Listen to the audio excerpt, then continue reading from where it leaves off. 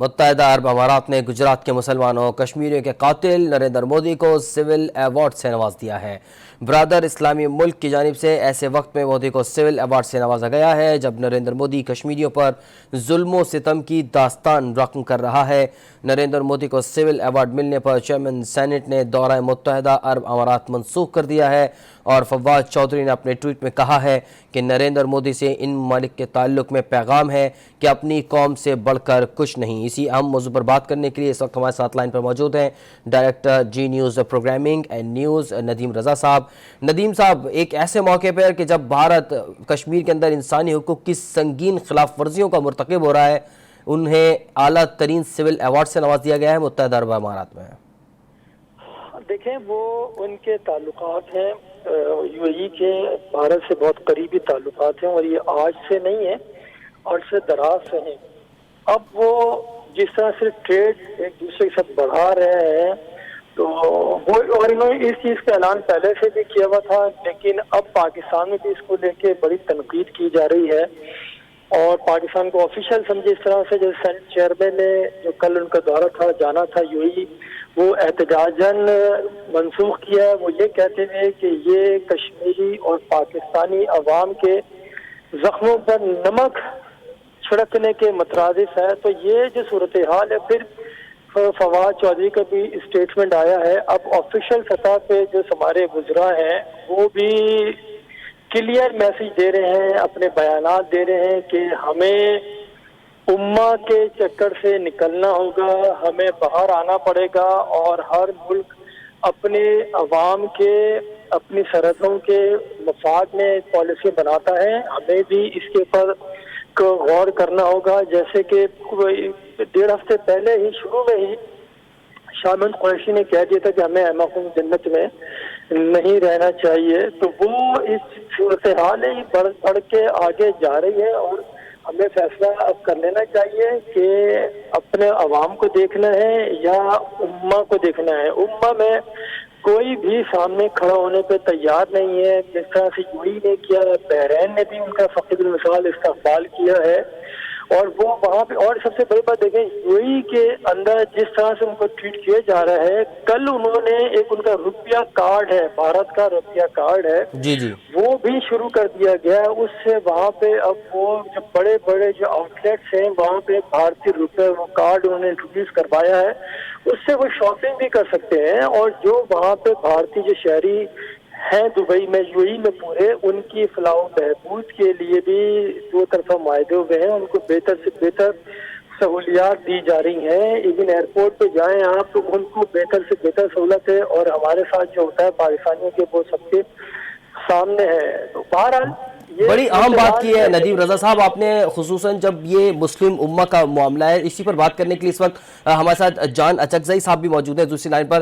جان صاحب، بہت بہت شکریہ جی نیوز کے لیے وقت نکالنے کے لیے۔ ندیم رضا صاحب نے بھی ایک بڑے اہم نقطے کی طرف نشاندہی کی ہے کہ مسلم امہ بالکل خاموش ہے، اور اب متحدہ عرب امارات کی طرف سے یہ جو ایوارڈ دیا گیا ہے، اس سے تو موقف کچھ اور نظر آ رہا ہے مسلم امہ کا۔ کیا پاکستان کی پوزیشن کمزور ہو رہی ہے؟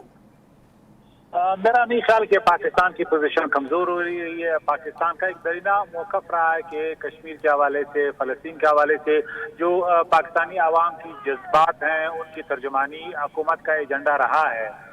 بہت سے مسلم دنیا میں ممالک ہیں جو حکمرانوں اور عام آدمی کے جذبات میں ایک فرق رہا ہے، وہ جیو پالیٹکس کو دیکھتے ہیں، قومی مفادات کو دیکھتے ہیں۔ تو ہمیں اس بات پہ حیران نہیں ہونا چاہیے۔ ہر ملک کا حق ہے کہ وہ کسی دوسرے ملک کے ساتھ اپنے تعلقات کو استوار کریں۔ پاکستان کے یو اے ای کے ساتھ بہت اچھے تعلقات ہیں۔ یو اے ای پاکستان کا دوست ملک ہے، انہوں نے بہت مشکل وقت میں پاکستان کا ساتھ دیا تھا، لیکن ہمیں یہ بھی سمجھنا ہے کہ یو اے ای ایک چھوٹا ملک ہے، ان کے پاس اتنے ہتھیار نہیں ہے۔ 20 سال میں ان کا جو تیل ہے وہ ختم ہونے جا رہا ہے، تو انہوں نے فلسطین کے حوالے سے بھی اسرائیل کی حمایت کی ہے، سنکیانگ کے حوالے سے بھی چائنا کی حمایت کی ہے، اور اسی طرح کشمیر کے مقابلے میں بھی وہ ہندوستان کی حمایت کر رہے ہیں۔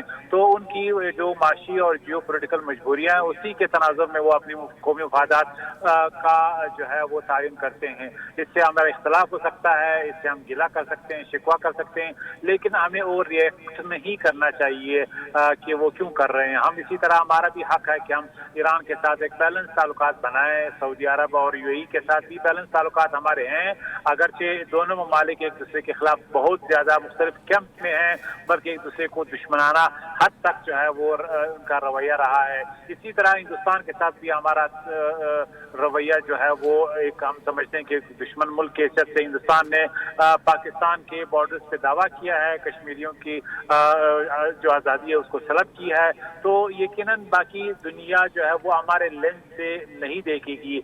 मार्केट, जियोपॉलिटिक्स, उनके कौमी मफादात ही ऐसी चीज़ें जो अवामी जज्बात से ज़्यादा उनके लिए अहमियत रखती हैं। मार्केट और इक्तिसादी मफादात भी बहुत अहम होते हैं। इस वक्त हमें तज्ज़ियाकार मोहम्मद मेहदी साहब ने ज्वाइन किया है। मेहदी साहब, अचकज़ई साहब ने एक बात कही है कि अमारात पाकिस्तान का अच्छा दोस्त है, मुश्किल वक्त में इन्होंने पाकिस्तान का साथ दिया है, लिहाजा पाकिस्तान को ज़्यादा जज्बाती नहीं होना चाहिए। बिस्मिल्लाहिर्रहमानिर्रहीम। मेरा ख्याल है कि जज्बाती तो बिल्कुल भी नहीं होना चाहिए। वैसे भी कौमें जो होती है वो जज्बात पे नहीं चलती हैं, कौमें जो है हकाइक पर चलती है। और हकाइक इस वक्त ये है कि हिंदुस्तान की इकॉनमी जो है वो दुनिया की बड़ी इकॉनमी के अंदर है, और हमने ये देखा है कि यूएई ने ये पहली दफ़ा नहीं किया। अगर आपको याद होगा कि इस साल से पिछले साल यूएई के जो यही हैं उनके नायब अमीर वो तशरीफ लेकर गए थे इंडिया के कौमी दिन के हवाले से, जो तकरीब 26 जनवरी को होती है, उसके मेहमान ख़ुसूसी थे। फिर अगर आपको याद हो तो यूएई ने 75 अरब डॉलर की सरमायाकारी जो है वो हिंदुस्तान के अंदर कर रखी है। फिर अगर आप देखें तो हिंदुस्तान जो है उसके लोग सबसे ज़्यादा खरीदार हैं प्रॉपर्टी के दुबई के अंदर और यूएई के अंदर। तो इस तरह बहुत सारी बातें हैं। और अगर हम जरा पीछे चले जाएं तो सुप्रीम कोर्ट के जज जस्टिस फकीर मोहम्मद खोखर ने ये बात अपने उसमें कही है कि जब बेनज़ीर भुट्टो साहिबा का 1993 का था और लाहौर हाई कोर्ट ने एक फैसला दे दिया था परिंदों के शिकार के हवाले से, तो उस वक्त यूनाइटेड नेशन का एक इजलास होने वाला था जनरल असेंबली का, जिसके पैरेलल एक इजलास जो था वो इस्लामी ममालिक का था कश्मीर के ऊपर। और यूएई ने कहा था कि अगर ये पाबंदी ना ख़त्म की गई तो हम वहाँ पर कश्मीर के हक़ में आपकी राय से इत्तफाक नहीं करेंगे। और अहमद सादिक ने उस वक्त जो प्रिंसिपल सेक्रेटरी थे हाई कोर्ट के ऊपर जोर डालकर, क्योंकि डिप्टी अटॉर्नी जनरल थे फकीर मोहम्मद खोखर, तो वो दावा करते हैं कि वो और एडिशनल चीफ सेक्रेटरी को बुलाकर और बाकायदा जोर डालकर वो फैसले को वापस करवाया गया था। तो ये कोई ऐसी बात नहीं है जो हम पहली दफ़ा देख रहे हैं। यूएई ने हमेशा हिंदुस्तान के साथ जो है वो एक बैलेंस ताल्लुकात रखे हैं और पाकिस्तान के साथ भी एक ताल्लुकात रखे हैं। लेकिन हाँ, अब ये जो है ये सूरत हाल इसलिए ज़्यादा तशवीशनाक है कि जो आखिरी इजलास गुज़रा है खारजा का इस्लामी कॉन्फ्रेंस का यूएई के अंदर हुआ था, तो उसमें हिंदुस्तान ने भी शिरकत की थी। जो इस्लामी कॉन्फ्रेंस की पहली दफ़ा ऐसा हुआ था कि हिंदुस्तान भी आया था।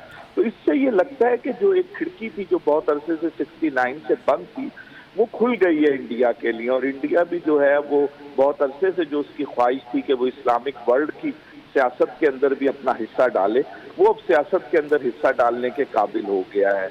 हमें इसको कंपैरिजन नहीं करना चाहिए ईरान के साथ, या क्योंकि ईरान का एक अपने मामलात है, उसने 65 में आपका एक ख़ास तरीके से साथ दिया, लेकिन वक्त के साथ साथ 79 के हालात के बाद क्योंकि आप अमेरिकन कैंप में रहे, ईरान अमेरिकन कैंप से निकल गया, तो आपके अंदर एक जो है वो एक दूरी का तासुर पैदा हो गया।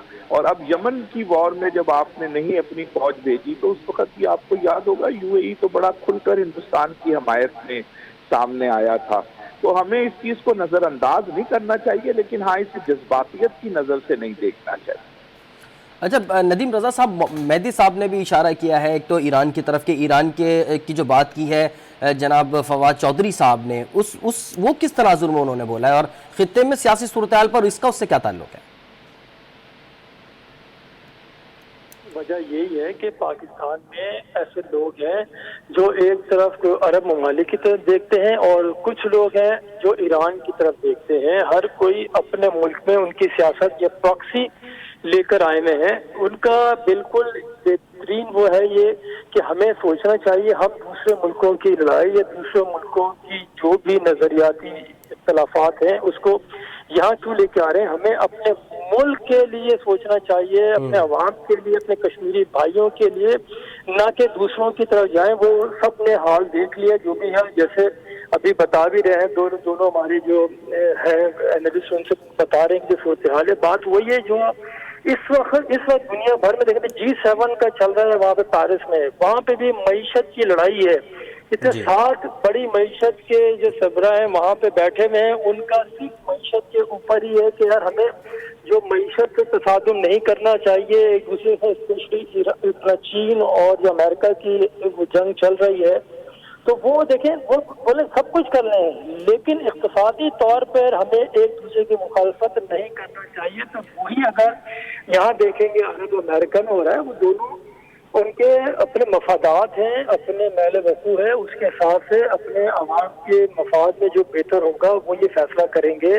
वो इसके ऊपर मुस्तकिल जब से इंडिया ने बिल्कुल नदीम साहब, मईशत की बात तो जाहिर है बिल्कुल बड़ी वजह आपने फरमाई है कि मईशत के हवाले से ही सारी बातें और मईशत की जंग है।